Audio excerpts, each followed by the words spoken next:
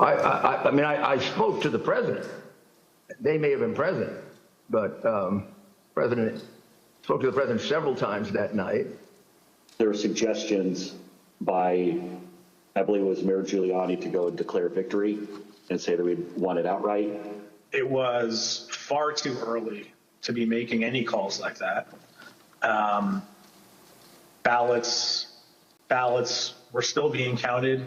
Ballots were still going to be counted for days. And it was far too early to be making any proclamation like that. I remember saying that, to the best of my memory, I was saying that we should not go and declare victory until we had a better sense of the numbers. Okay, can you be more specific about that conversation, in particular what Mayor Giuliani said, your response, and then anybody else in the room's response? I think effectively Mayor Giuliani was saying, we won it, they're stealing it from us, where'd all the votes come from? We need to go say that we won.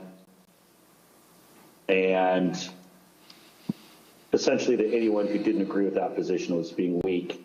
What was your view at the time as to what he should or shouldn't say?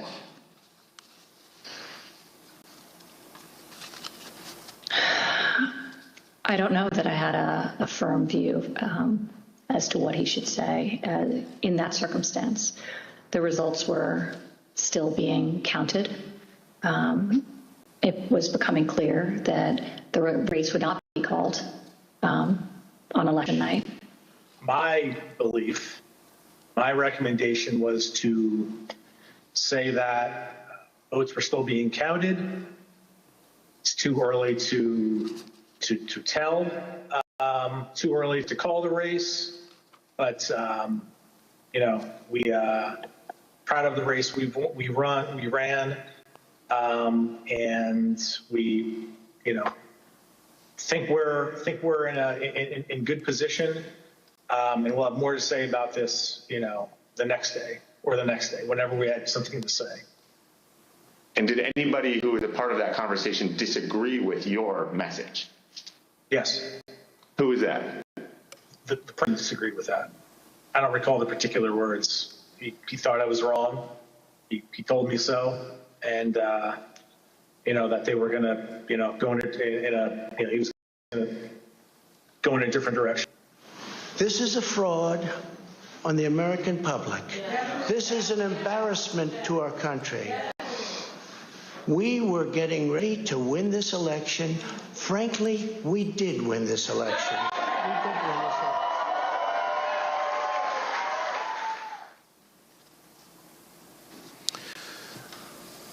Mr. Steiwalt, did President Trump have any basis to declare victory on November 4th, 2020? Thank you.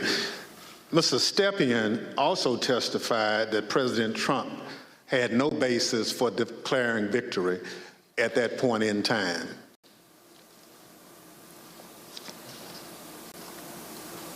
My belief, my recommendation was to say that votes were still being counted. It's too early to tell, too early to call the race, but you know, we proud of the race we ran, and we, you know, think we're in good position, and we'll have more to say about this, you know, the next day or the next day, something to say. Thank you. Mr. Steiwalt, after the votes were counted, who won the presidential election of 2020?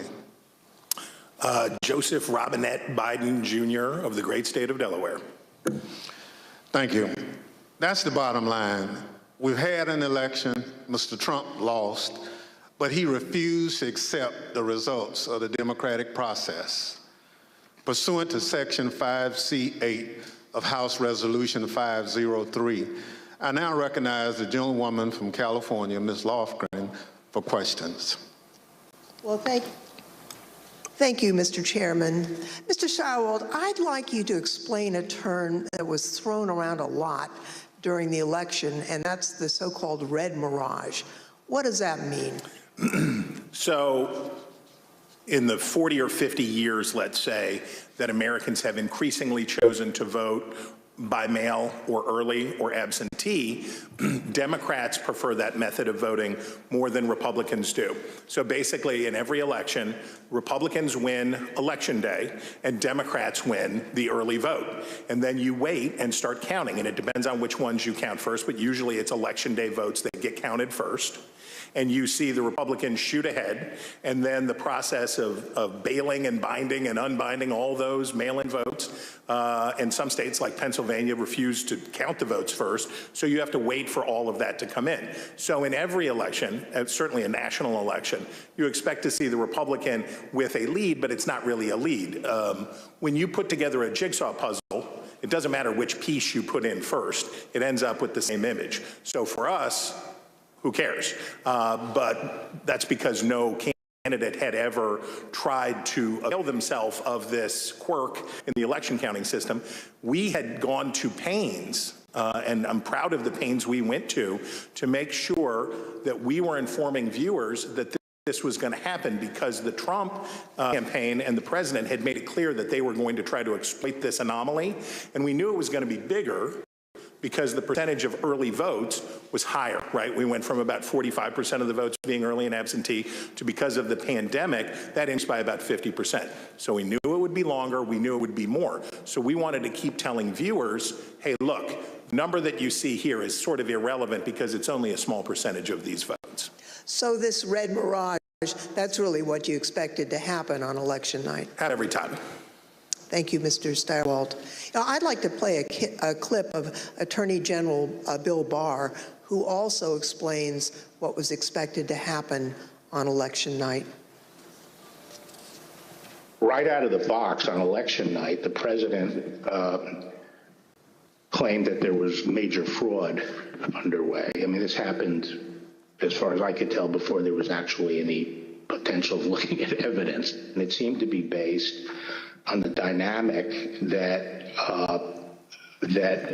at the end of the evening, a lot of Democratic votes came in, which changed the vote counts in certain states. And that seemed to be the basis for this broad claim that there was major fraud. And I didn't think much of that because people had been talking for weeks, and everyone understood for weeks that that was going to be what happened on election night. Mr. Stepien obviously could not be with us today, and it's proper for him to be with his wife as they welcome their child. But he also had discussions with the president about the red mirage, that is, that it would be a long night and that early votes would favor him, but that lots more votes would be counted over the course of the night and the days after. So let's play clip 1 from our interview with Mr. Stepien.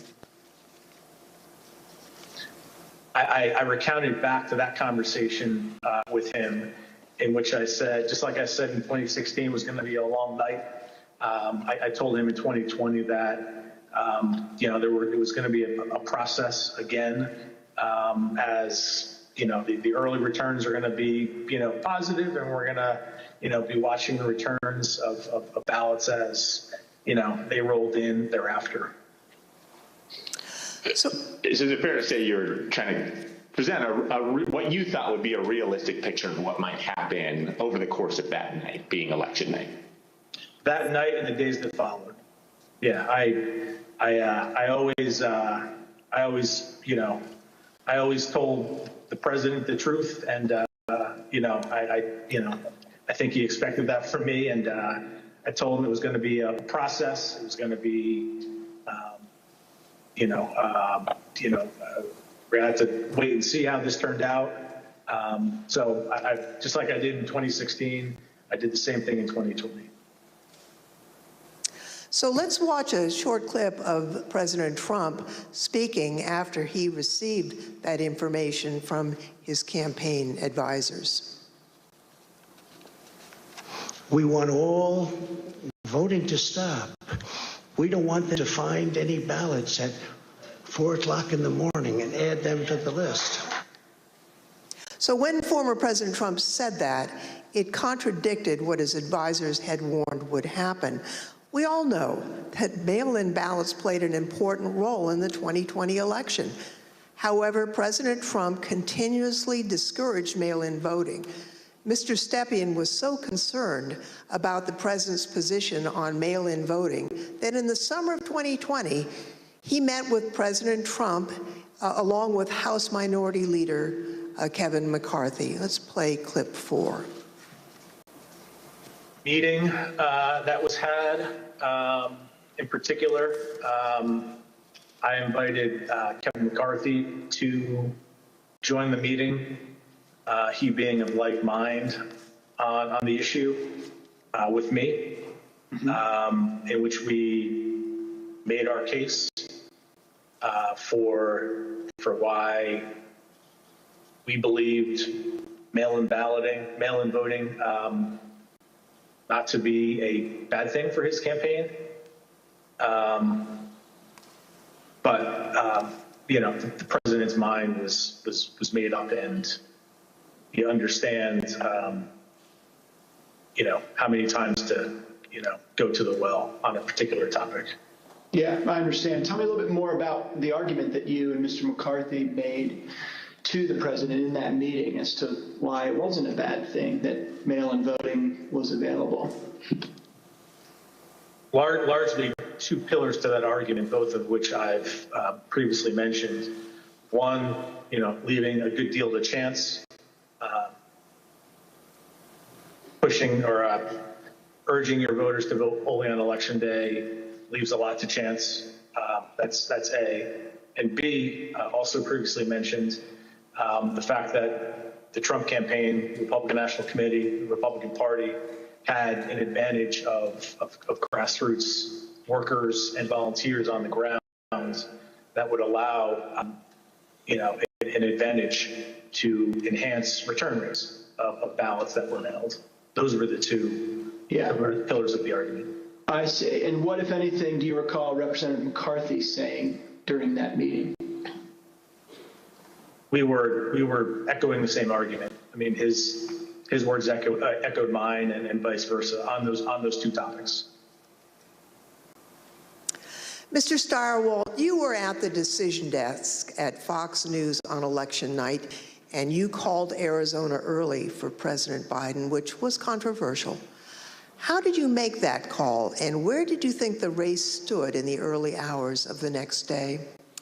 Well, it was really controversial to our competitors who we beat so badly by making the correct call first. Our decision desk was the best in the business, and I was very proud to be a part of it. Because we had partnered with the Associated Press and the National Opinion Research Center at the University of Chicago, thanks to my colleague and friend Arnon Mishkin, had built a wonderful device for forecasting the outcomes of elections. So we had a different set of data than our competitors did. We had more research, and we had a better system, and we had a great team. So what you're waiting to see is, do the actual votes match up with the expectations in the poll? The real votes are testing the quality of your poll in targeted precincts and in targeted places. And let me tell you, our poll in Arizona was beautiful, and it was doing just what we wanted it to do, and it was cooking up just right.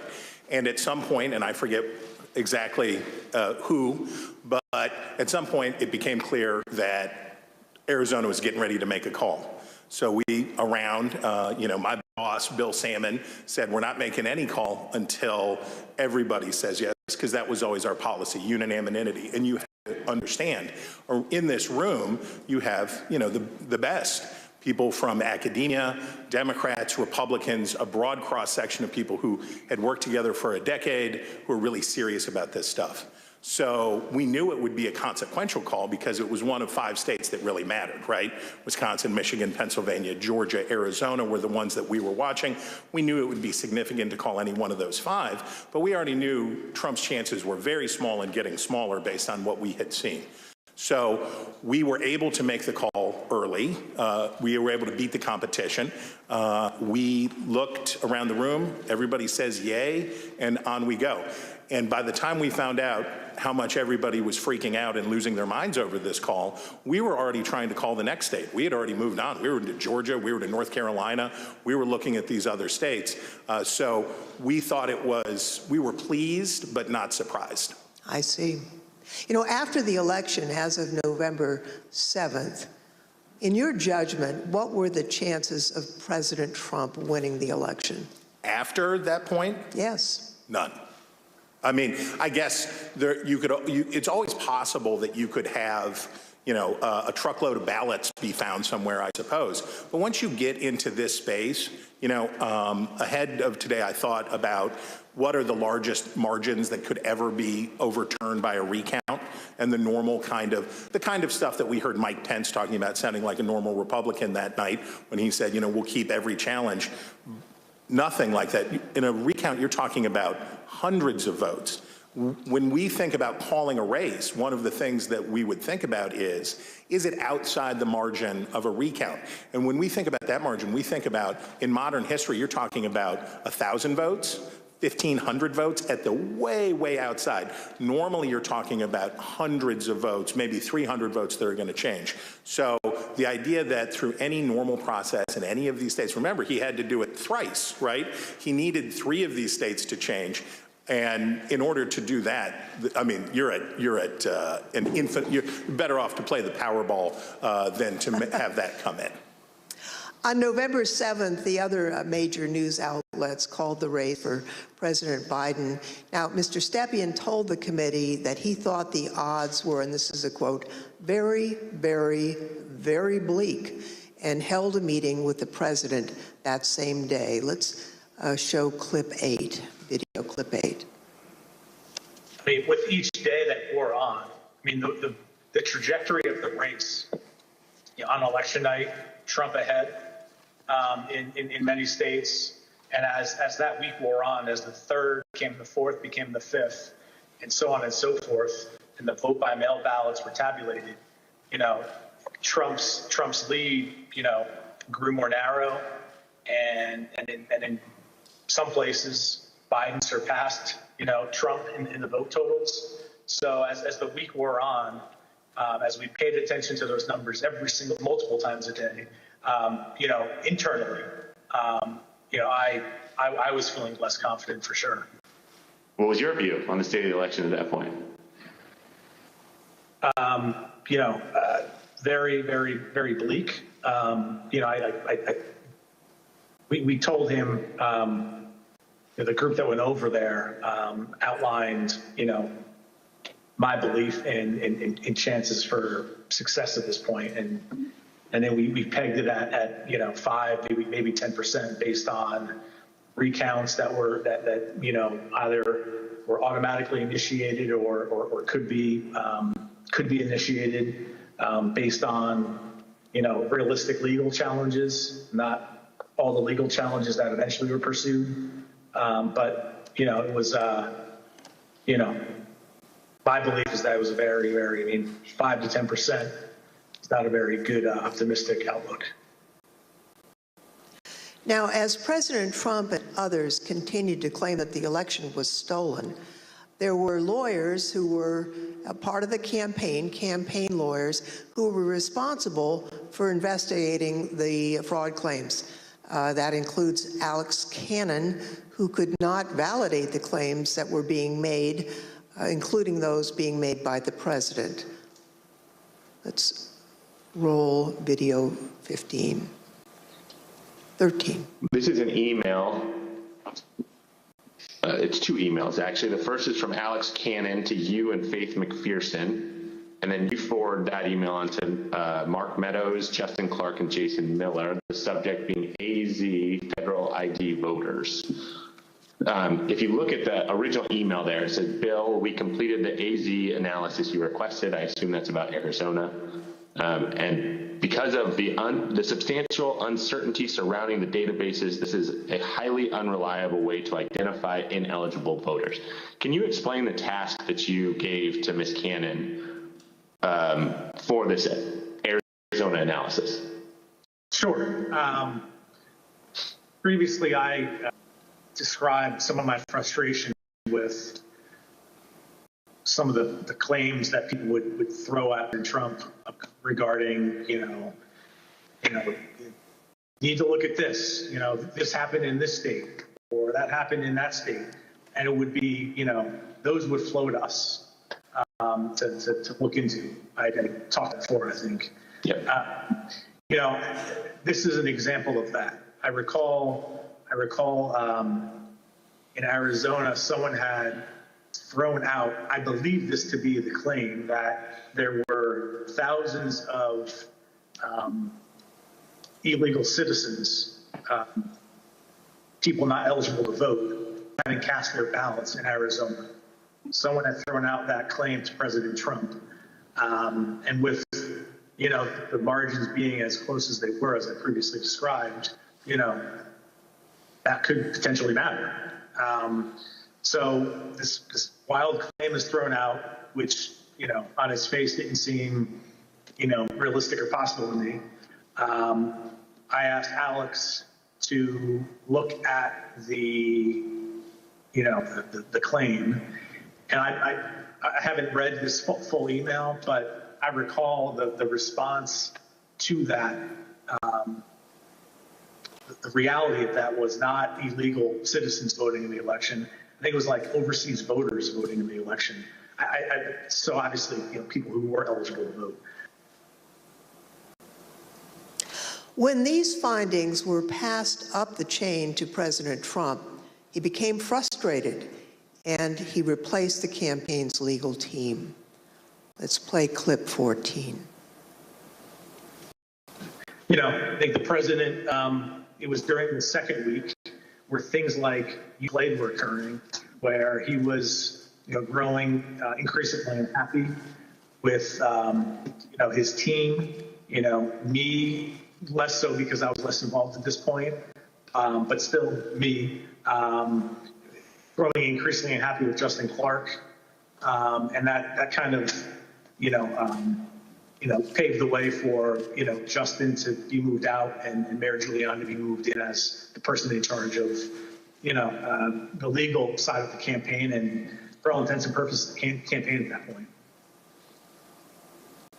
Now, when Mr. Stepien became campaign manager, he was the second Trump campaign manager for the 2020 race, and there were only about 115 days until Election Day. So let's play the video.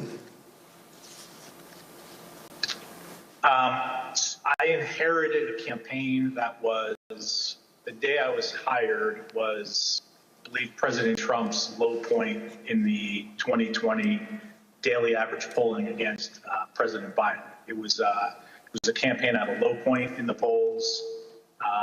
It was structurally and fiscally deficient. There was a great deal wrong with the campaign in both of those areas. So most of my day spent fixing and I think I took over with 115 days left in the campaign. Most of my time was spent fixing the things that could be fixed with 115 days left in the campaign. Now, Mr. Stepien has been in the campaign field for a long time, and he worked for lots of different candidates and campaigns.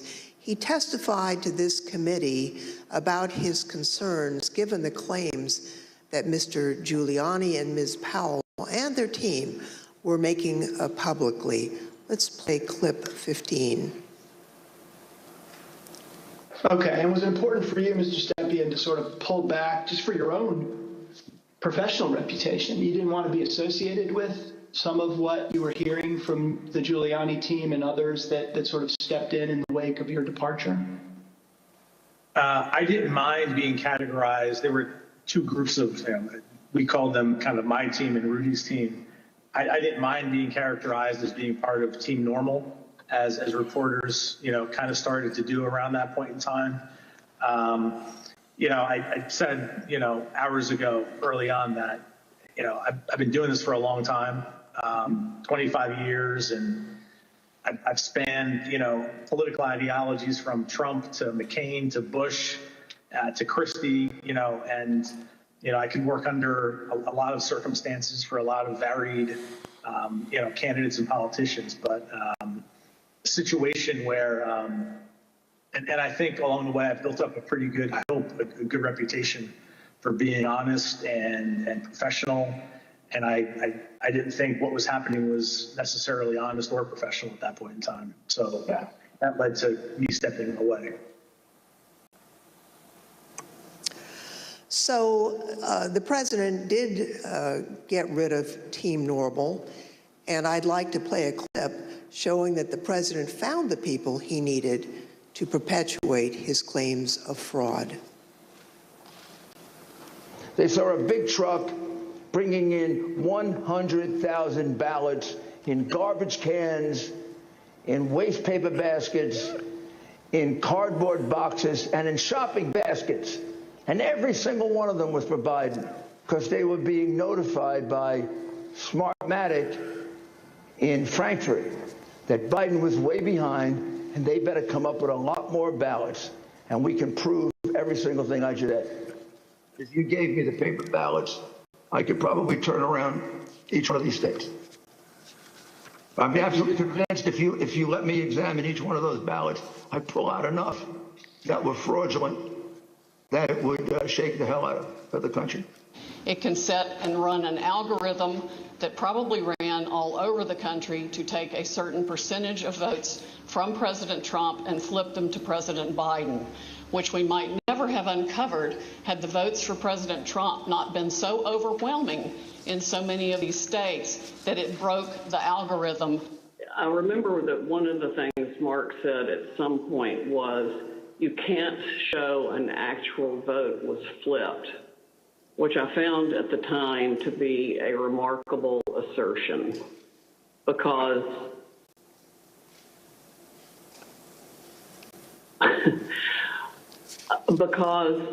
you don't have to have the gun to see the body lying on the floor bleeding out with 5 bullet holes in it was killed by a gun. What they were proposing, I thought was nuts. The theory was also completely nuts, right? I mean, it was a combination of Italians, Germans. I mean, different things have been floating around as to who was involved. I remember Hugo Chavez, the Venezuelan. She has an affidavit from somebody who says they wrote a software in and something with the Philippines, and just all over the radar. Did you ever share, Mr. Kushner, your view of Mr. Giuliani? Did you ever share your perspective about him with the president? I guess, yes. Tell me what you said. Basically, not the approach I would take if I was you. Okay. And how did he react? How did President Trump react when you shared that view with him? We said, I have confidence in Rudy. I think I had conversations with probably all of our council who are signed up to assist on Election Day as they disengaged with the campaign. The general consensus was that the law firms were not comfortable making the arguments that Rudy Giuliani was making publicly. I seem to recall that I had a similar conversation with most all of them. I made it clear I did not agree with the idea of saying the election was stolen and putting out this stuff, which I told the president was bullshit. And, I didn't want to be a part of it, and that's one of the reasons that went into me deciding to leave when I did. Even Sidney Powell, defending herself in a defamation lawsuit brought by Dominion Voting Systems, argued that, quote, no reasonable person would conclude that her statements were truly statements of fact. Mr. Chairman, I yield back. I thank the witness for joining us today. The first panel is now dismissed.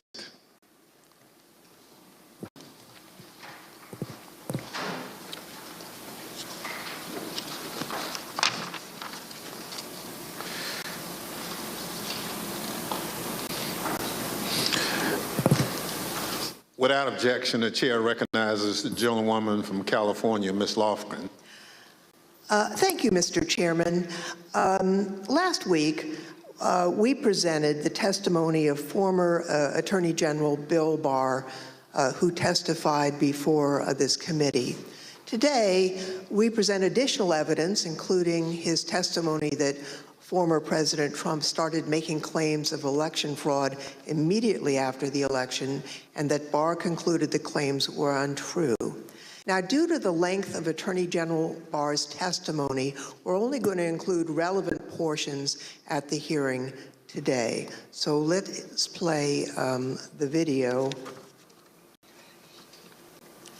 The department, in fact, when we received specific and credible allegations of fraud, made an effort to look into these to satisfy ourselves that they were without merit. And I was in the posture of trying to figure out, there was an avalanche of all these allegations of fraud that built up over a number of days, and it was like playing whack-a-mole because something would come out one day and then the next day it would be another issue.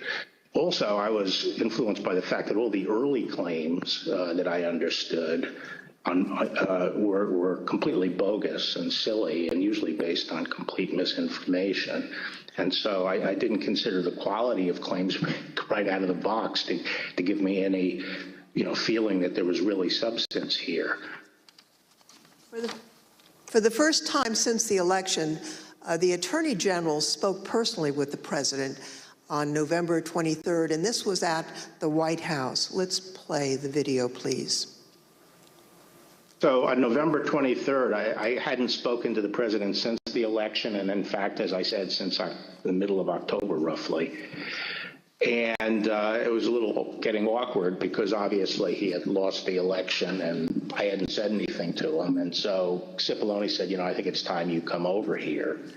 And so I came over to meet with the President in the Oval Office, and Meadows and Cipollone were there. And the President, and this is leading up to this conversation with Kushner, the President said there had been major fraud and that as soon as the facts were out, the results of the election would be reversed. And he went on this for quite a while, as he's prone to do. And then he got to something that I was expecting, which is to say that apparently the Department of Justice doesn't think that it has a role of looking into these fraud claims. So I said, that has to be the campaign that raises that with the state. The department doesn't take sides in elections, and the department is not an extension of your legal team. And our role is to investigate fraud, and we'll look at something if it's specific, credible, and could have affected the outcome of the election. And we're doing that, and it's just not. They're just not meritorious. They're not panning out. And as I walked out of the Oval Office, Jared was there with Dan Scavino, who ran the president's social media, and who I thought was a reasonable guy and believe is a reasonable guy. And I said, how long is he going to carry on with this stolen election stuff? Where's this going to go? And by that time, Meadows had caught up with me and leaving the office and caught up with me and said that he said, look, I think that he's becoming more realistic and knows that there's a limit to how far he can take this. And then Jared said, yeah, we're working on this. We're working on it. Even after his attorney general told him his claims of election fraud were false, President Trump continued to promote these claims. I felt that things continued to deteriorate between the 23rd and the weekend of the 29th. And then on November 29th, he appeared on Maria Bartiromo's show, Sunday Futures, I believe it was. And he said that the department was missing in action. Well, no, we had glitches where they moved thousands of votes from my account to Biden's account. And these are glitches. So they're not glitches, they're theft, they're fraud, absolute fraud. this election was over. And then they did dumps. They call them dumps, big, massive dumps in Michigan and Pennsylvania and all over. How the FBI and Department of Justice, I don't know, maybe they're involved, but how people are allowed to get away from this with this stuff is unbelievable. Now, spurred by what he saw, Barr told the Associated Press on December 1st that there was no evidence of election fraud. And immediately after Attorney General Barr's statement went public, Mr. Trump berated and he nearly fired Barr. But Barr persisted in telling the president that there was no evidence to support the fraud claims. This got under my skin, but I also felt it was time for me to say something. So I set up a lunch with the AP reporter, Mike Balsamo, and I told him at lunch, I made the statement that to date we have not seen fraud on a scale that could have affected a different outcome in the election. I had a later meeting scheduled at the White House at 3 o'clock with Meadows. This was previously scheduled, so I knew this was going to come up, and I went over there and I told my secretary that I thought I would probably be fired and told not to go home. I mean, not to go back to my office. So I said, you might have to pack up for me. And so when I got over there, I met with the chief of staff. He said the president was angry. He didn't really get into the issue of the fraud. And then I went up to Pat Cipollone's office and we were talking with each other. And word came down that he wanted us both to go to the Oval. And the president was as mad as I've ever seen him, and he was trying to control himself. And the president said, well, this is, killing me. You didn't have to say this. You must have said this because you hate Trump. You hate Trump. And then he raised the big vote dump, as he called it, in Detroit. And that, he said people saw boxes coming into the counting station at all hours of the morning and so forth. And I explained to him that at that point I knew the exact number of precincts in Detroit. I think it was 630 something. I said, Mr. President, there are 630 precincts in Detroit, and unlike elsewhere in the state, they centralized the counting process, so they're not counted in each precinct. They're moved to counting stations, and so the normal process would involve boxes coming in at all different hours. So there's nothing. And I said, did anyone point out to you, did all the people complaining about it point out to you, you actually did better in Detroit than you did last time? I mean, there's no indication of fraud in Detroit. And I told him that the stuff that his people were shoveling out to the public was bullshit. I mean, that the claims of fraud were bullshit. And, he was indignant about that. And I reiterated that they'd wasted a whole month on these claims on the Dominion voting machines, and they were idiotic claims. And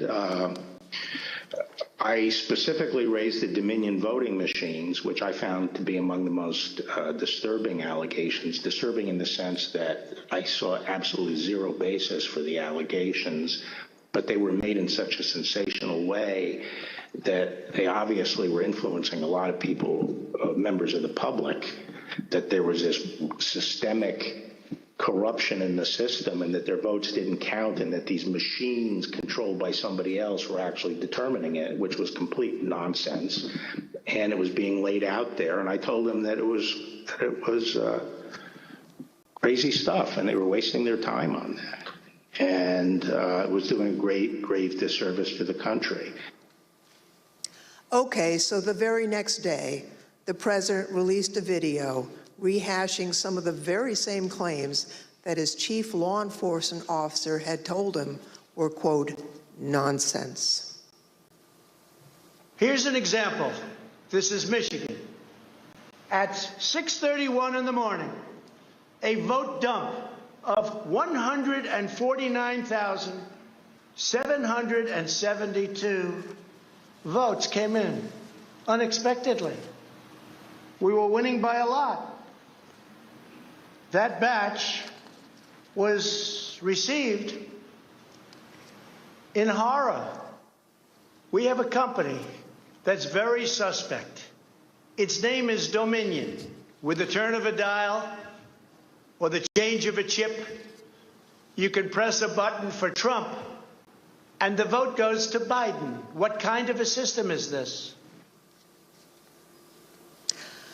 Barr again told the president that there was nothing to these claims on December 14th. When I walked in, sat down, he went off on a monologue saying that there was now definitive evidence involving fraud through the Dominion machines, and a report had been prepared by a very reputable cybersecurity firm, which he identified as Allied Security Operations Group, and he held up the report, and then he asked that a copy of it be made for me. And while a copy was being made, he said, you know, this is absolute proof that the Dominion machines were rigged.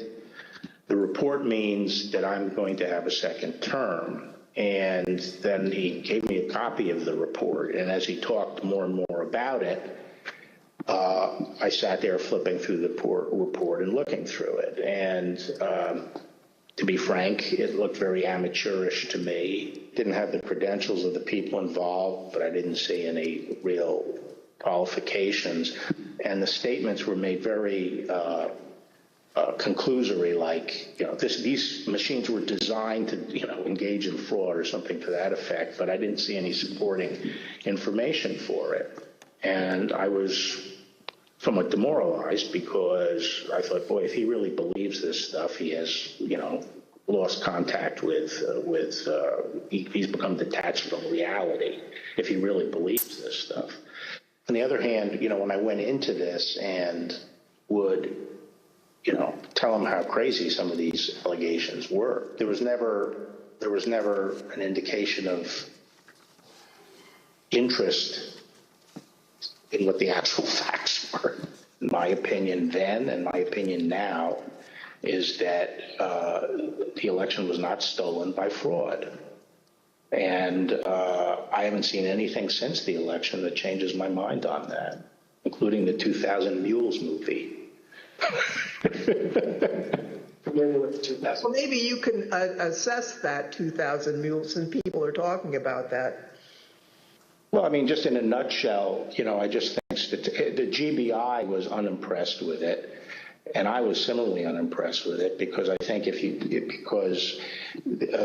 I was holding my fire on that to see what the photographic evidence was, because I thought, well, hell, if they have a lot of photographs of the same person dumping a lot of ballots in different boxes, you know, that's hard to explain.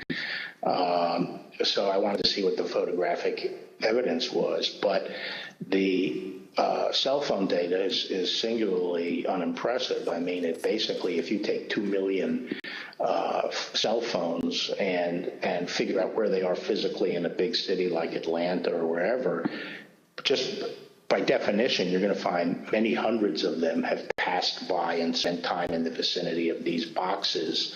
And the premise that, if you go by a box, 5 boxes or whatever it was, that's a mule is just indefensible. It by definition, you're going to have hundreds of this. I mean, I saw one contractor said, we figured out that our truck alone would account for 6 cell phone signals. This was some kind of contractor, and our route would take us by these things on a regular basis. So but then when the movie came out, I think the photographic evidence in it was completely I mean, there was a little bit of it, but it was lacking. It didn't establish widespread illegal harvesting. The other thing is people don't understand is that it's not clear that even if you can show harvesting, that changes the results of the election. The courts are not going to throw out votes and then figure out what votes were harvested and throw them out. You'd still the burden on the challenging party to show that illegal votes were cast. Votes were the result of undue influence or bribes, or there was really, the person was non compos mentis. But absent that evidence, I just didn't see courts throwing out votes anyway. I felt that before the election, it was possible to talk sense to the president. And while you sometimes had to engage in, a big wrestling match with him, that it was possible to keep things on track. But I felt that after the election, he didn't seem to be listening, and I didn't think it was, that I was inclined not to stay around if he wasn't listening to advice from me or his other cabinet secretaries. So on December 14th, Barr quit. Now, the Attorney General wasn't the only person who told the president that his claims were false.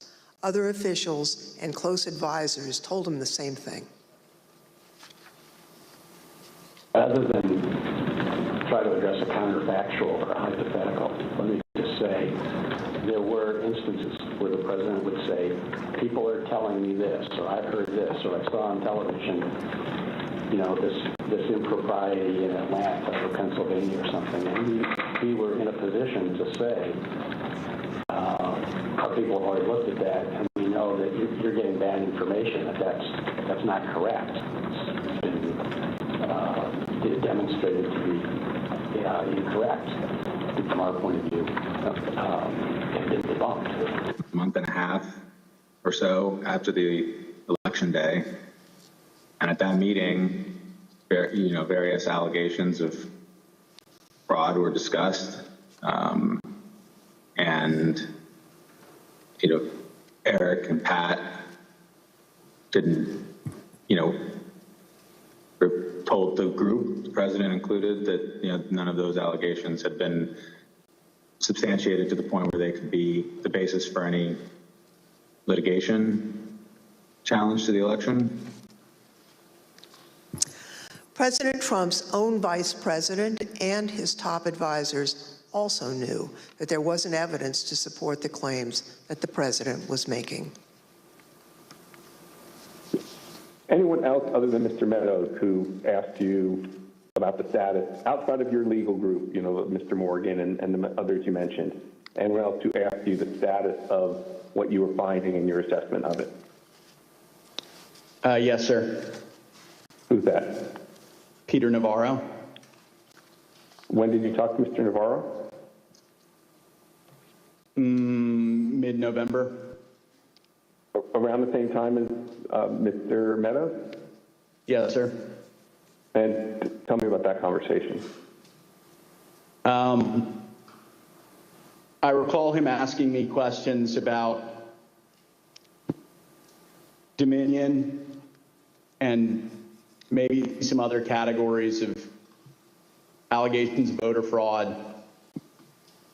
And I remember telling him that I didn't believe the Dominion allegations because I thought the hand recount in Georgia would resolve any issues with a technology problem and with Dominion or Dominion flipping votes.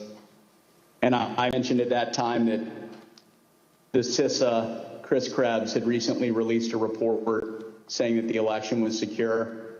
And I believe Mr. Navarro accused me of being an agent of the deep state working with Chris Krebs against the president. And I never took another phone call from Mr. Navarro. Anyone else besides Mr. Meadows, Mr. Navarro, Mr. Hirschman that you had discussions with inquiring about what you were finding in your review of the allegations that were pouring in?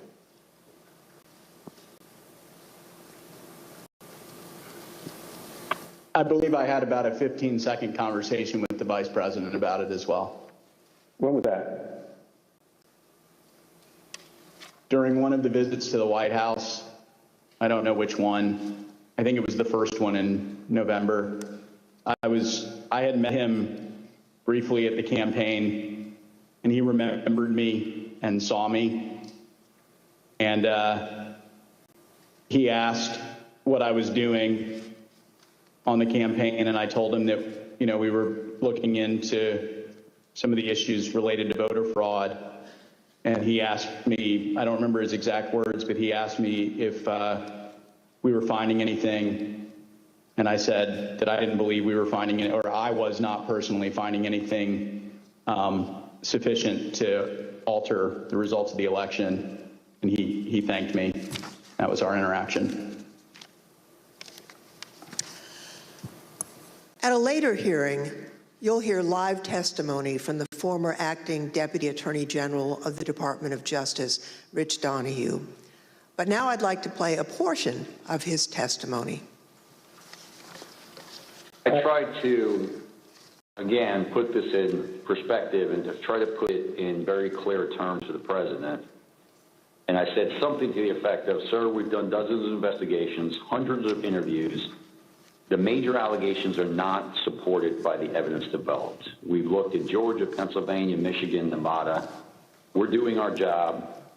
Much of the info you're getting is false. And then I went into, for instance, this thing from Michigan, this report about 68% error rate. Reality is it was only 0.0063% error rate, less than 1 in 15,000. So the president accepted that.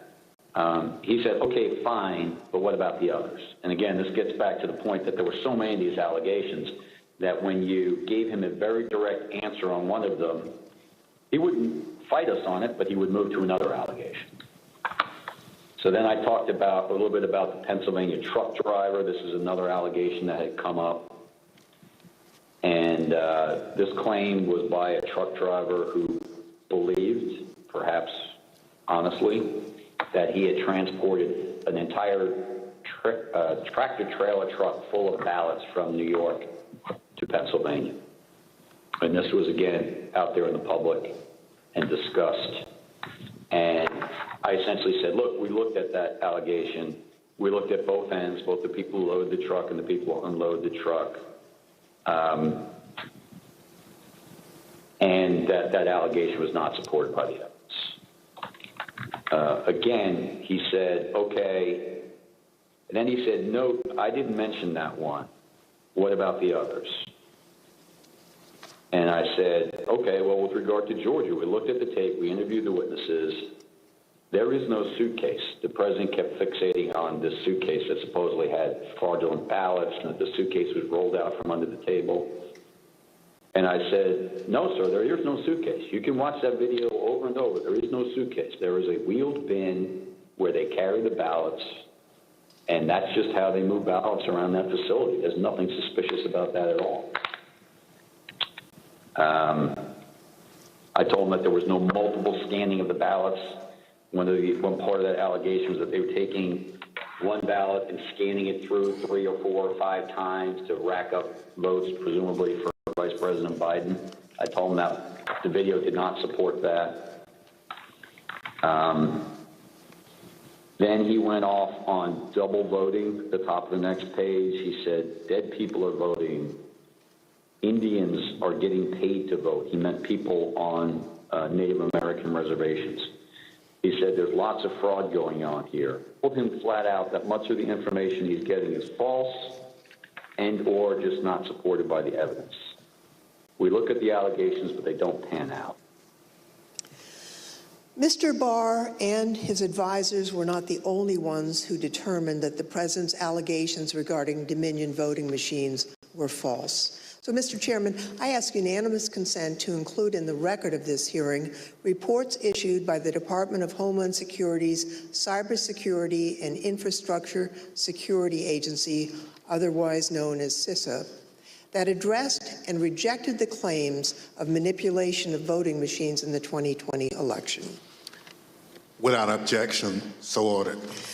Thank you, Mr. Chairman. I also ask unanimous consent to include in the record a report prepared by the Michigan Senate Oversight Committee that disproved claims of election fraud in Michigan, as well as a statement by 59 of the country's leading election security scientists noting the absence of any credible evidence that the 2020 election had been altered through technical compromise, and 5 other reports from organizations and individuals confirming there was no widespread fraud in the 2020 election or describing the spread of the former president's lies.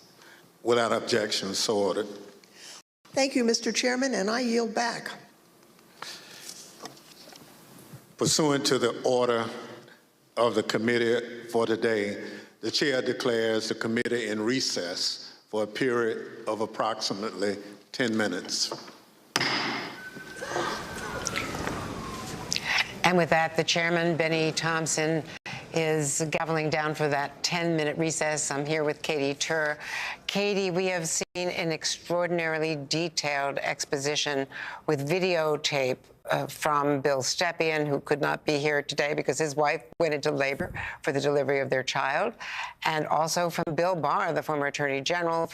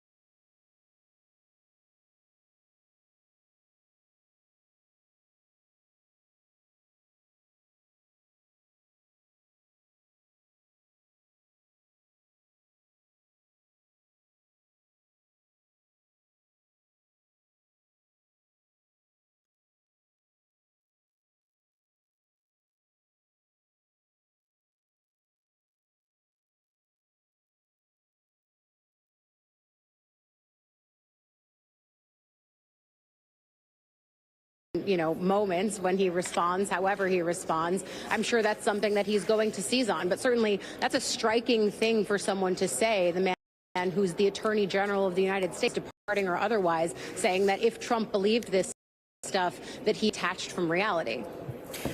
That is incredible. Ali Vitale, thank you. Ari Melber, let's talk about intent here, because I know this is not the court of law, but if this does move to the court of law, then you're going to have to establish intent. And it does go back to the suitcase analogy that we were talking about earlier. I mean, we just saw them lay out time and again, his advisors, his lawyers, his attorney general, his acting deputy attorney general, his family, saying that, you should hold on and wait for the ballots to come in, or then, hey, there's no fraud. We've run all this down. You lost the election. If he still is saying, I don't believe it, at what point does it not matter any longer whether he believes it or not? Well, it's a great question because some of the intent testimony we just saw was really damning. We were previewing it, talking about whether it's not your suitcase and you're stealing it, right, what you referenced, or you're confused. The way they built this up from the very top of the Trump org chart, the people used to cover that we remember watching you out in the field with, campaign manager, campaign lawyers, White House lawyers, Bill Barr, your daughter, almost everyone to a fault except for Giuliani saying you lost. And they built up this testimony today, Katie, in a way that showed it wasn't that Donald Trump, according to the committee's evidence, was confused about the facts. It's that he never cared about the facts to begin with. And that cuts against what was memorably described on Seinfeld as the Costanza defense. If you believe it, Jerry, it's not a lie. And what they're saying is, no, he didn't believe it because he didn't care, because before the numbers even came in, he was told he was losing, and he said, I'll declare victory anyway. That's exactly what Bill Barr said. He never had an interest in what the actual facts were. That's a quote from Bill Barr in that testimony. Andrea. And what we've done is, what they have done is seated their next panel of witnesses. So Ben Ginsburg is a noted Republican election legal expert. He was the lead Republican expert who won basically the predicate for Bush v. Gore, the Florida recount so famously done to George W. Bush's victorious win by the Supreme Court's decision in 2000.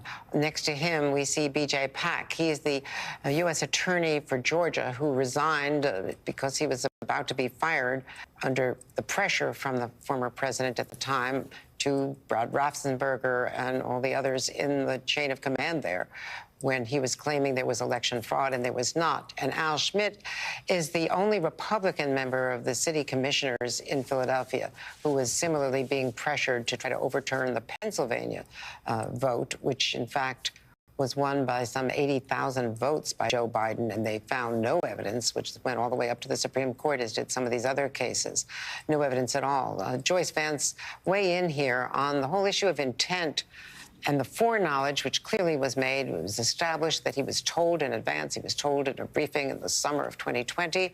He was told on election day, election night, that the mail-in balloting that was yet to be counted after the election day counting was going to favor the Democrats, and that it was increasingly looking like he had lost and he should not declare a victory.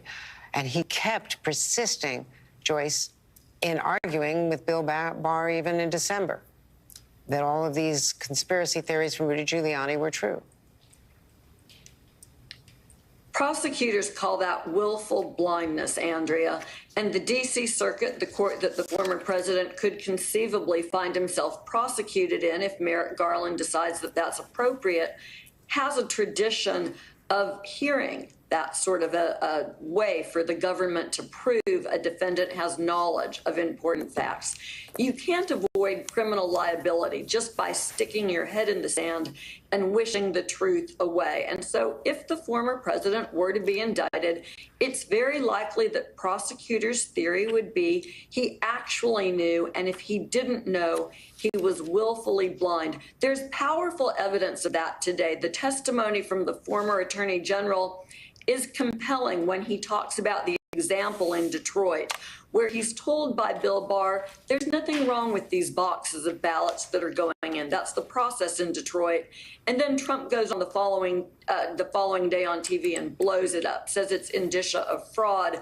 But we have to remember how difficult this case is for DOJ to build, because Bill Barr resigns from his position as Attorney General and in his resignation praises the former president. So this is not clear cut for DJ in some regards. So it's been about 10 minutes. You can see some of the witnesses are sitting down already. The panel members, though, are not yet back in the room. Obviously, we will dip right in immediately when they do come in. In the meantime, Michael Steele, I just got a text message from Republican operative, former aide to Donald Trump's 2016 campaign, and they said this is a DeSantis 2024 commercial that we're watching right now. Yeah, I'm sure Trump is loving that. Yeah, probably. It's going to be interesting to see how certain friends of Trump who are no longer want to be his friends and want to play with DeSantis sort of redesign this narrative in DeSantis's favor, which again draws a greater wedge between DeSantis and the former president, which is going to be a political outcome from this hearing regardless. So the committee has walked back in. There's Chairman Benny Thompson. There's Zoe Lofgren behind him. They're going to start the questioning again, and there's the Vice Chair Liz Cheney as well. They're going to start the questioning again with a bunch of lawyers, with BJ Pac, the U.S. Attorney for Georgia, with Ben Ginsburg, an elections lawyer, conservative lawyer. Andrea just laid out his role a moment ago. Also, Al Schmidt of the city commissioners in Pennsylvania, who was also pressured by the Trump team to find fraud. Let us see where this goes. Let's dip in and listen as they begin.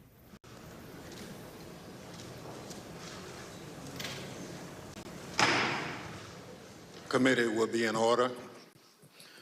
I now welcome our second panel of witnesses. We're joined today by BJ Pac, Al Smith, and Ben Ginsburg. Mr. Pac is the former United States Attorney for the Northern District of Georgia. Mr. Smith is a former city commissioner for the city of Philadelphia, where he served for more than 10 years. Mr. Ginsburg is one of the leading election law attorneys in the country and has represented Republican presidential candidates in election litigation dating back to 2000, where he represented George W. Bush in the Bush v. Gore litigation. I will now swear in our witnesses. Please stand and raise your right hand. Do you swear or affirm on the penalty of perjury that the testimony you're about to give is the truth, the whole truth, and nothing but the truth? So help you God. Thank you. Please be seated.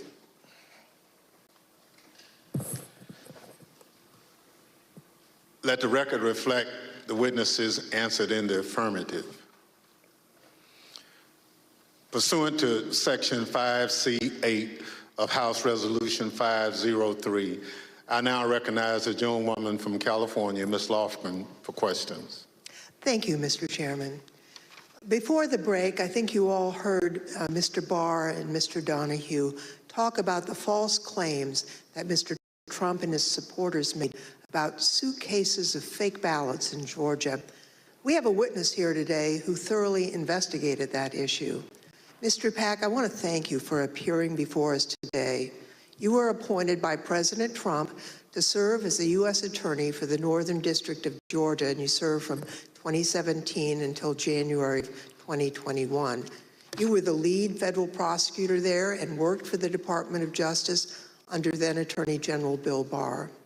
Now, were you ever asked by Attorney General Barr to investigate claims of voter fraud in the 2020 election? And if so, what were those claims?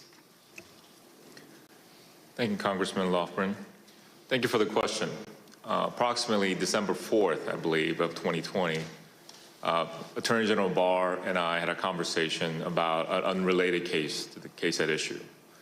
At the end of the conversation, Mr. Barr had asked me if I had seen a certain videotape that was being reported in the news where Mr. Giuliani, in a Senate subcommittee hearing that was held the day before, May 3rd, showed a videotape of a purportedly a security tape at the State Farm Arena in Atlanta, which is also in Fulton County in the city of Atlanta.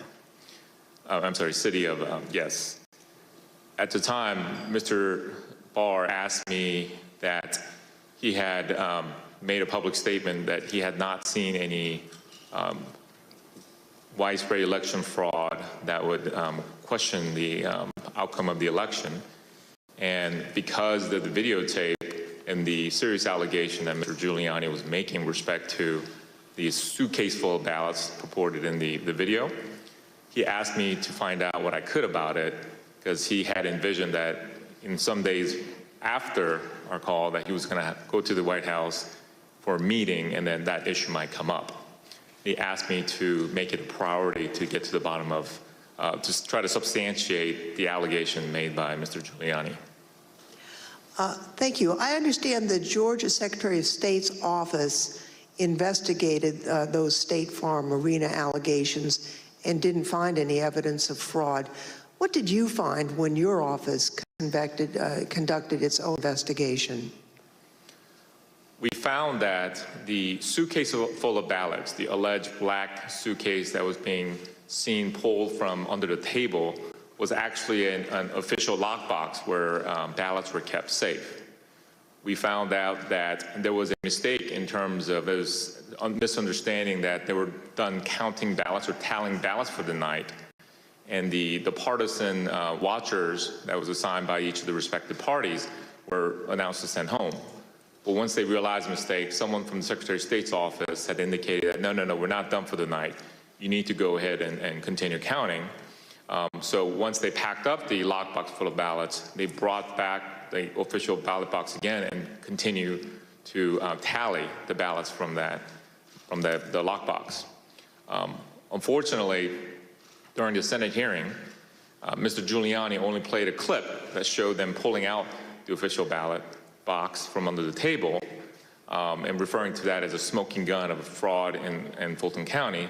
But in actuality, in review of the entire video, it showed that that was actually an official ballot box that was kept underneath the tables. And then we saw them pack up because of the announcement that they thought they were done for the night. And then once the announcement was made that you should continue counting, they brought the ballot box out and they continued to count. The FBI interviewed the individuals that are depicted in the videos that purportedly were double, triple counting of the ballots, and determined that nothing irregular happened in the counting, and the allegations made by Mr. Giuliani were false.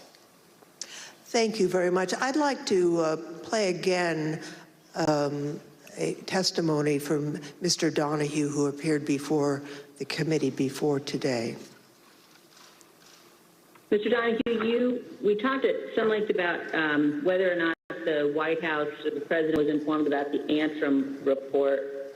On the results of the investigations, the interviews that have gone on Fulton County, how would those results have been communicated to the White House, to the president? I don't know how they were initially communicated. I do know that they came up in subsequent conversations with the president, and Dag Rose and I essentially told him we looked into that, and it's just not true. Okay, so he was informed. I told the president myself that several times in several conversations, that these allegations about ballots being smuggled in a suitcase and run through the machine several times, it was not true. That we looked at the video, we interviewed the witnesses, it was not true. Mr. Pac, after you left the U.S. Attorney's Office on January 4th, 2021, did the next U.S. Attorney there, I think Mr. Trump's personal pick, Bobby Christine, did he investigate any remaining claims of fraud? And if so, did he find any evidence that supported the president's claims of voter fraud? It is my understanding that Mr. Christine continued any investigations that were pending at the time of my departure, but he was unable to find any evidence of fraud that affected the outcome of the election. So after investigating the president's and Mr. Giuliani's claims about voter fraud in Georgia, Is it your view today that there was no evidence of widespread fraud sufficient to undermine confidence in the outcome of the election in Georgia? That is correct. Thank you, Mr. Pac. And I want to thank you also for the service that you've given to our country. We appreciate that. Next, I'd like to turn to President Trump's false allegations about election integrity in Philadelphia. The Attorney General discussed these allegations at some length. You know, the idea, the president has repeatedly suggested that there was some kind of outpouring of unexpected votes in inner city areas like Philadelphia as recently as January 13th when he walked off the NPR set. He was asked by the interviewer, what's your evidence of fraud? And he said more people voted in Philadelphia than there were voters. And that was absolute rubbish. The turnout in Philadelphia was in line with the state's turnout. And in fact, it was not as impressive as many suburban counties. And there was nothing strange about the Philadelphia turnout. It wasn't like there was all these unexpected votes that came out in Philadelphia. So, I think once you actually look at the votes and then there's an obvious explanation. For example, in Pennsylvania, Trump ran weaker than the Republican ticket generally. He ran weaker than two of the state candidates. He ran weaker than the congressional delegation running for federal Congress, and he ran weaker than the Republican, I think. I haven't looked at this recently, but he generally was a weak element on the Republican ticket. So that does not suggest that the election was stolen by fraud. How about Pennsylvania and Bill McSwain? We were talking to the U.S. Attorney in Philadelphia about an alleged discrepancy between the number of absentee ballots issued and the number of ballots cast. Right. So that was one of the big ones for a period of time. I think that was raised at Gettysburg by Giuliani or something like that. But it kept on being repeated, and I found it annoying because it didn't seem that it was right. So I called McSwain, and he got back to me. He said, "No, the problem is that Mastriano threw out this number, and what he did was he mixed apples and oranges. He took the number of applications for the Republican primary and he compared it to the number of absentee votes cast in the general election. But once you actually go and look and compare apples to apples, there's no discrepancy at all." And that's one of the. I think at some point I covered that with the president. We have another witness here today who has detailed knowledge about the election process in Philadelphia. Mr. Schmidt, at the time of the 2020 presidential election, you were serving as the only Republican member of Philadelphia's three-member city commission, which is responsible for overseeing elections throughout the city. Is that correct? That's correct, Congressperson. So President Trump made numerous claims regarding fraudulent voting practices in Philadelphia, including the claim that dead people were voting. In fact, Mr. Giuliani told Pennsylvania state legislators 8,000 dead people voted in Pennsylvania. You investigated those claims of voter fraud. Can you tell us what you found? Not only was there not evidence of 8,000 dead voters voting in Pennsylvania, there wasn't evidence of 8. We took seriously every case that was referred to us, no matter how fantastical, no matter how absurd, and took every one of those seriously, including these. As it turns out, even Mr. Trump's campaign lawyers knew that the dead voter claims weren't valid. I guess the crooks in Philadelphia are disappointed in this. They only submitted 8,021 ballots from dead people, mail-in ballots for dead people. Probably easier for dead people to submit mail-in ballots than it is to vote in person. Rudy was at this stage of his life and the same ability to manage things at this level or not. And obviously, I think Bernie Kerik publicly said it. They never proved the allegations that they were making, and they were trying to develop. Mr. Schmidt, on November 11th, 2020, President Trump tweeted about you, saying, and here's a quote, "A guy named Al Schmidt, a Philadelphia commissioner and so-called Republican, or rhino, is being used big time by the fake news media to explain how honest things were with respect to the election in Philadelphia. He refuses to look at a mountain of corruption, dishonesty. We win."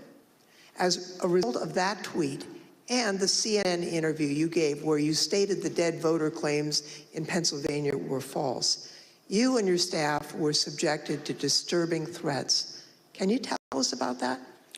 The threats prior to that tweet, and on some level it feels almost silly to talk about a tweet, but we can really see the impact that they have, because prior to that, the threats were pretty general in nature. Corrupt election officials in Philadelphia are going to get what's coming to them. You're what the Second Amendment is for. You're walking into the lion's den, all sorts of things like that. After the president tweeted at me by name, calling me out the way that he did, the threats became much more specific, much more graphic, and included not just me by name, but included members of my family by name, their ages, our address, pictures of our home, just every bit of detail that you could imagine. That was what changed with that tweet. Behind me are redacted threats that you received, that you provided to the committee. Now, we redacted portions of the text to protect your family. Mr. Schmidt, I think I speak for all of my colleagues when I say we are deeply sorry for what you and your loved ones have been through. And I also want to thank you for your service to your country and for standing up for the rule of law. I want to thank both Mr. Pac and Mr. Schmidt for their service, their testimony, and for standing up for the rule of law. Now, I'd like to turn to another subject.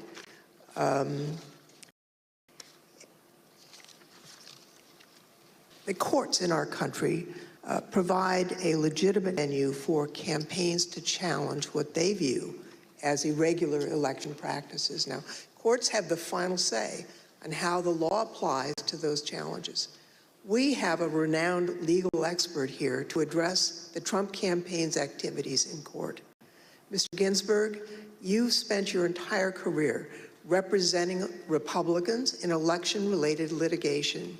You served as the National Counsel on Republican presidential campaigns in 2000, in 2004, and in 2012. You played a key role in the 2000 Florida recount that led to the Supreme Court's decision in Bush v. Gore. You served as the co-chair of the Presidential Commission on Election Administration. I think it's fair to say you're the most prominent Republican lawyer who's litigated in the election field. Now, you've analyzed the Trump campaign's litigation pretty carefully. What's the normal process for post-election litigation? How is the Trump campaign's different from the kinds of post-election litigation you've been involved in and know about? In the normal course of things, any campaign on the night of the election and the days after will do a couple of different things. One is that they'll analyze precinct results to look for abnormalities in the results, and they'll send people to those precincts to ask more questions. Secondly, all campaigns will have poll watchers and poll workers and observers in the polling place. And so campaigns will talk to those people if they saw any irregularities that could cause problems in the election. Now, the Trump campaign talked pre-election about having 50,000 poll workers. So presumably, they did have eyes on the ground in all these places. And so in the normal course of things, a campaign will analyze the reports that come in. Trump campaign had a couple of basic problems, however. Number one, the 2020 election was not close. In 2000, that was 537 and close. In this election, the most narrow margin was 10,000 and something in Arizona, and you just don't make up those sorts of numbers in recounts.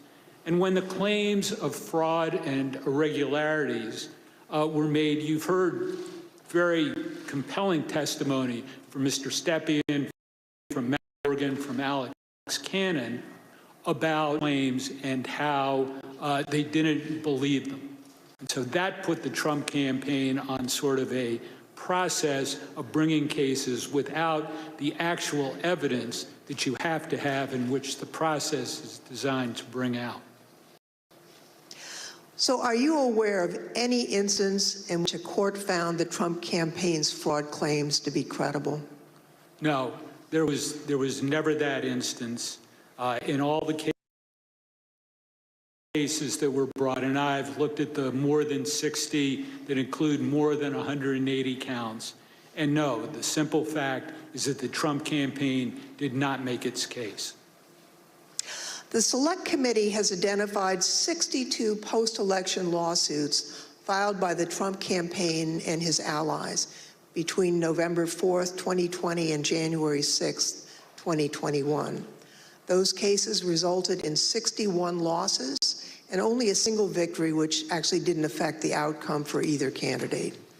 Despite those 61 losses, President Trump and his allies claim that the courts refused to hear them out, and as a result, they never had their day in court. Mr. Ginsburg, what do you say about the claims that Mr. Trump wasn't given an opportunity to provide the evidence they had of voter fraud? Did they have their day in court? They did have their day in court. About half of those cases that you mentioned were dismissed at the procedural stage for a lack of standing. The proper people didn't bring the case, or there wasn't sufficient evidence and it got dismissed on a motion to dismiss. But in the other, there was discussion of the merits that was contained in the complaints. And in no instance did a court find that the charges of fraud were real. And it's also worth noting that even if the Trump campaign complained that it did not have its day in court, there have been post-election reviews in each of the 6 battleground states that could have made a difference.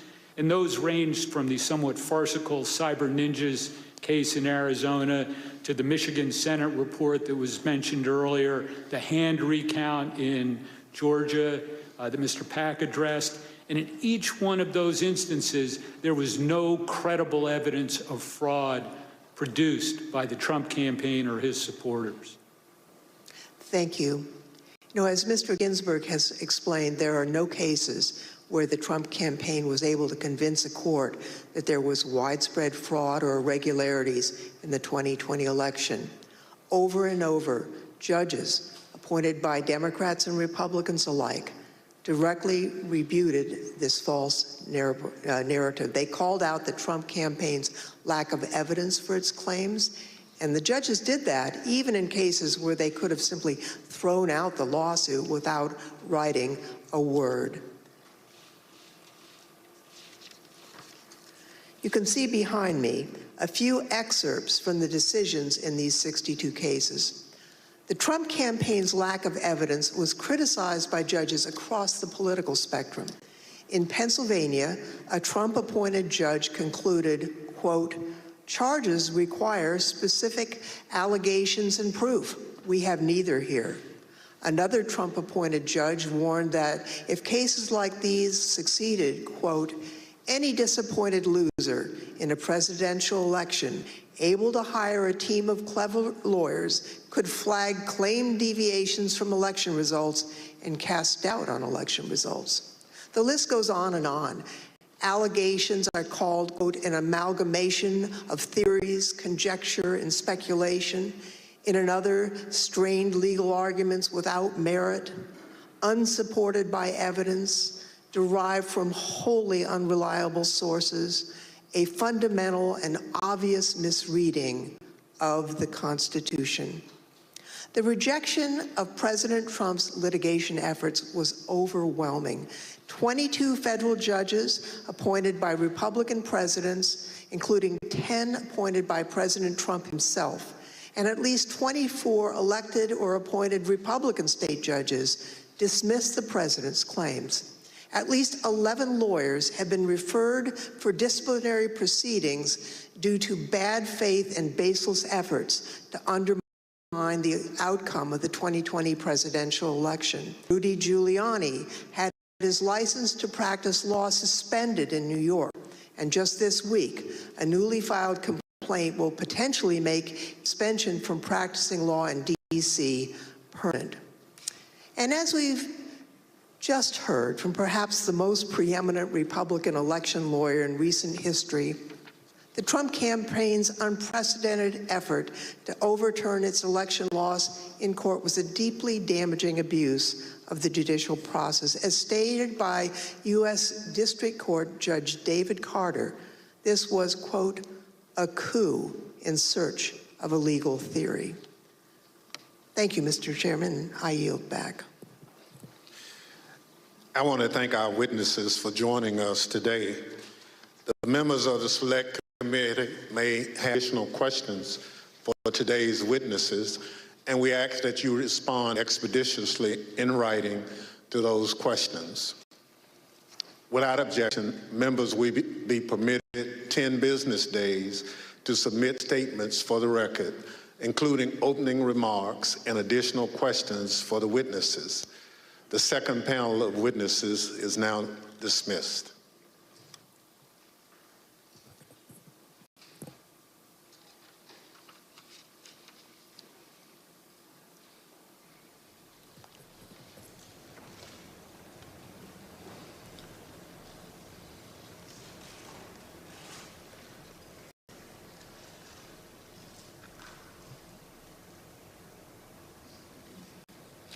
Without objection, the chair recognizes the gentlewoman from California, Ms. Lofgren, for a closing statement. Thank you. Thank you, Mr. Chairman.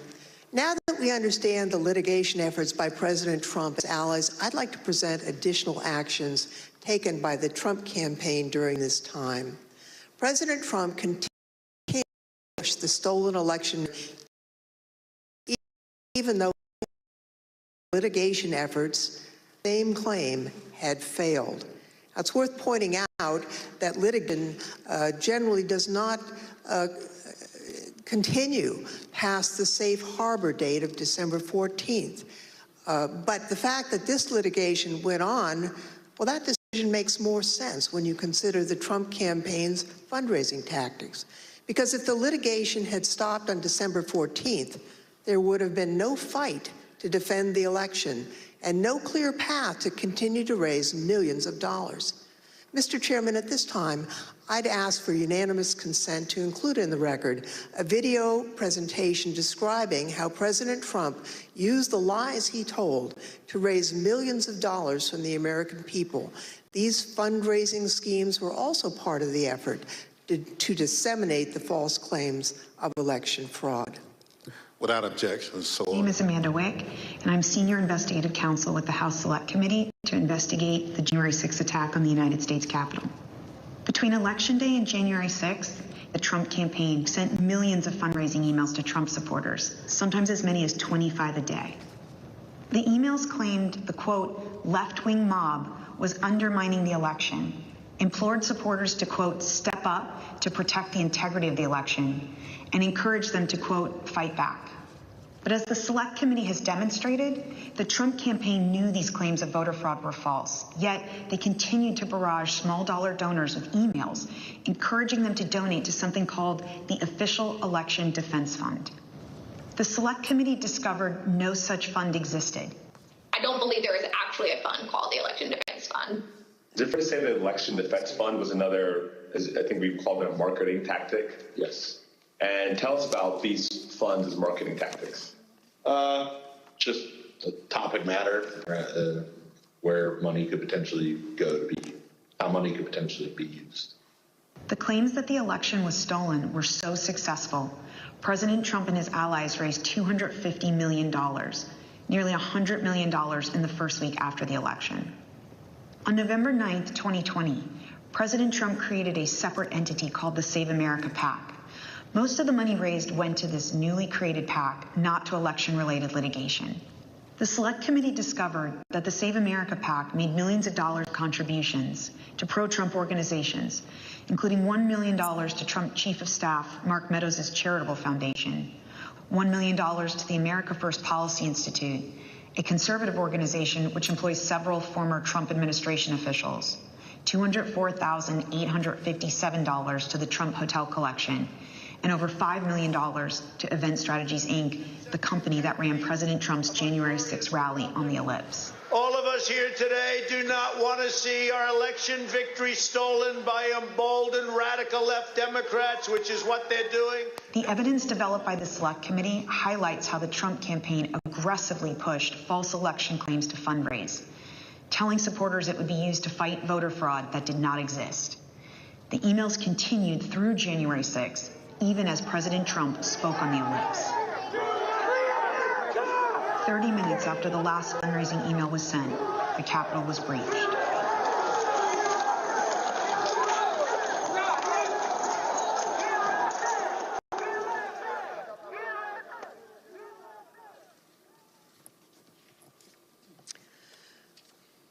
Every American is entitled and encouraged to participate in our electoral process. Political fundraising is part of that. Small dollar donors use scarce disposable income to support candidates and causes of their choosing, to make their voices heard. And those donors deserve the truth about what those funds will be used for. Throughout the committee's investigation, we found evidence that the Trump campaign and its surrogates misled donors as to where their funds would go and what they would be used for. So not only was there the big lie, there was the big ripoff. Donors deserve to know where their funds are really going. They deserve better than what President Trump and his team did. Mr. Chairman, I yield back. Without objection, the chair recognizes the gentlewoman from Wyoming, Ms. Cheney, for a closing statement. Thank you very much, Mr. Chairman. Mr. Chairman, I would like to thank all of our witnesses today. And I'd also like to, in particular, wish Mr. Stepien and his family all the best on the arrival of a new baby. Today's hearing, Mr. Chairman, was very narrowly focused. And in the coming days, you will see the committee move on to President Trump's broader planning for January 6th, including his plan to corrupt the Department of Justice and his detailed planning with lawyer John Eastman to pressure the Vice President, state legislatures, state officials, and others to overturn the election. Let me leave you today with one clip to preview what you will see in one of our hearings to come. This is the testimony of White House lawyer Eric Hirschman.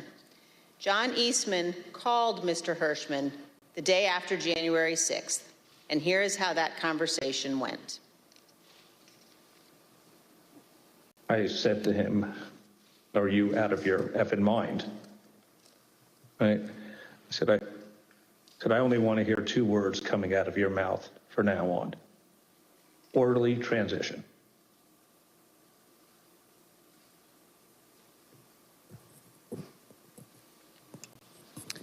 Thank you, Mr. Chairman. I yield back.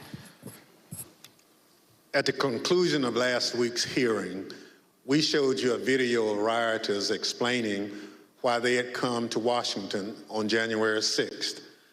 It was because Donald Trump told them to be here.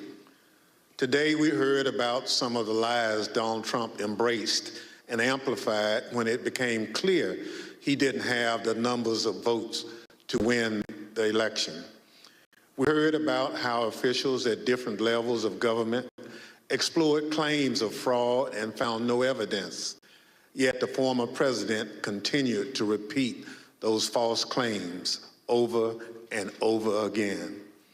Today, we'll end things where we did on Thursday, back on January 6th, hearing words of individuals who wanted to stop the transfer of power.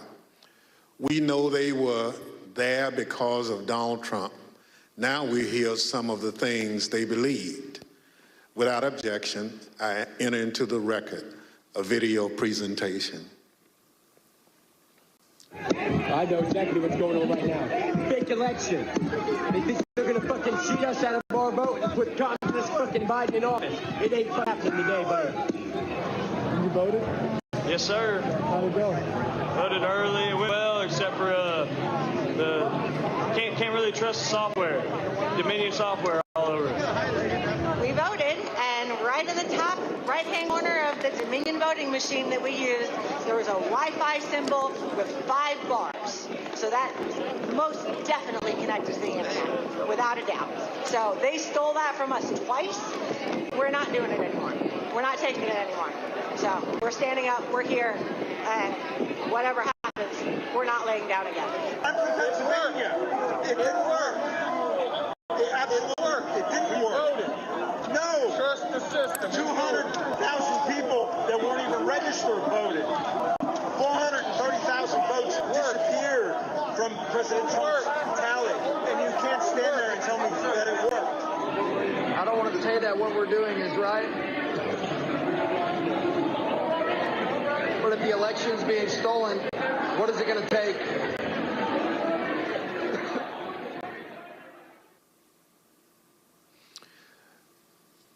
The chair requests those in the hearing room remain seated until the Capitol Police have escorted members from the room. Without objection, the committee stands adjourned. And with that, Benny Thompson gaveling down the second full hearing.